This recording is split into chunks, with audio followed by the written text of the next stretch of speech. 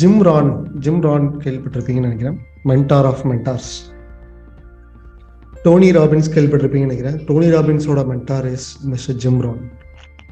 So என்னோட one of the favourite mentor is mister Jim Rohn. அவரை சொல்லுவார், why you want to be a success. இதில் வந்து நிறையா நீங்கள் எழுதலாம். One of the best answer is, one of the good reason is, I would like to be a constant winner.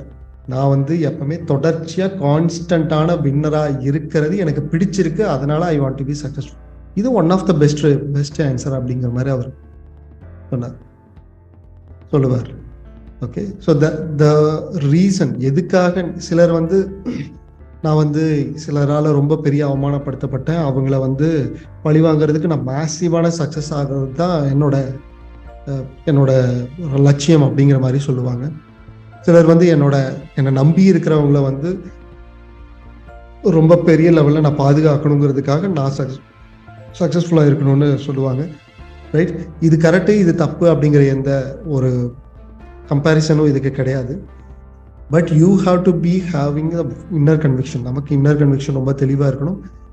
ஏன் நான் சக்ஸஸ்ஃபுல்லாக இருக்கணும் அப்படிங்கிறது வந்து டக்குன்னு நான் இப்போ கேட்டதுனால டக்குன்னு உங்களுக்கு தோணுனதை நீங்கள் எழுதியிருக்கலாம். பட் நல்லா யோசிச்சு பார்த்து எதுக்காக அப்படின்னு சொல்லி அதை நம்ம கிளியராக எழுதி வச்சுட்டோம்னா, இதற்காக நான் சக்ஸஸ்ஃபுல்லாக இருக்கணும் அப்படிங்கிறது. இதை வந்து அன்னைக்கு ப்ரோக்ராமில் வந்து சுரேன் வந்து பேசியிருந்தார். சுரேன் வந்து அவர் என்ன சொன்னார்னா, ஏன் நான் சக்ஸஸ்ஃபுல்லாக இருக்கணும் அப்படின்னா, என்னோட அப்பா வந்து இறந்து போகும்போது என்னோட அம்மா வந்து கடனில் இருந்தாங்க. கிட்டத்தட்ட எங்கள் அப்பா வந்து ரொம்ப பெரிய கடன் வந்து கிட்டத்தட்ட 26 லட்சம் என்னமோ பெரிய கடன் வந்து வச்சுருந்தாங்க. ஸோ கடனை வந்து நான் இப்போ அடைக்கணும், ப்ளஸ் எங்கள் அம்மாவை நான் காப்பாற்றணும். எங்கள் அம்மா வந்து எங்கள் அப்பா இறக்கும்போது எங்கள் அம்மா அழுதுட்டு இருக்கும்போது, எங்கள் அப்பா இறந்த போது அவரை பார்க்கும்போது எனக்கு அழுக வரல. பட் எங்கள் அம்மா வந்து இனிமேல் நான் எப்படி வாழ போகிறேங்கிற ஒரு ஹோப்லெஸ்ஸாக அழுகும்போது எனக்கு வந்து ரொம்ப பெரிய அழுக வந்துச்சு. அன்னைக்கு நான் சொன்னேன், எங்கள் அம்மாவை நான் வந்து ராணி மாதிரி நான் வச்சுக்கணும் அப்படிங்கிறது மட்டுமே என்னோட ஒரே இன்டென்ஷன் அன்னைக்கு இருந்துச்சு. ஐ want to be successful because I have to take care. என்னோட அம்மாவை நான் ஒரு ராணி மாதிரி வச்சிருக்கணும் அப்படிங்கிறது வந்து என்னோட reason, why I want to be a successful அப்படிங்கிறது அவர் சொன்னார்.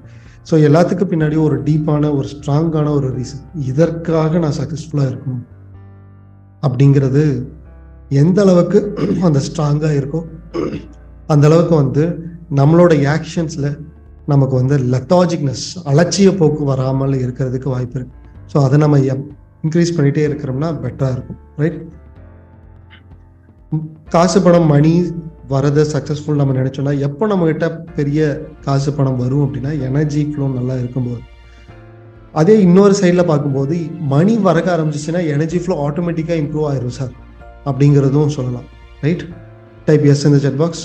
மணி ஃப்ளோ நல்லா வர மாதிரி இருந்துச்சுன்னா எனர்ஜி ஆட்டோமேட்டிக்காக எல்லா சைட்லையும் அதிகமாக இருக்குன்னு சொன்னால் ப்ளீஸ் டைப் எஸ் இந்த செட் பாக்ஸ். எஸ், ஆனால் எனர்ஜி ஃப்ளோ அதிகமாக இருந்தால் தான் மணி வருங்கிறது இன்னொரு சைடில் இருக்கே.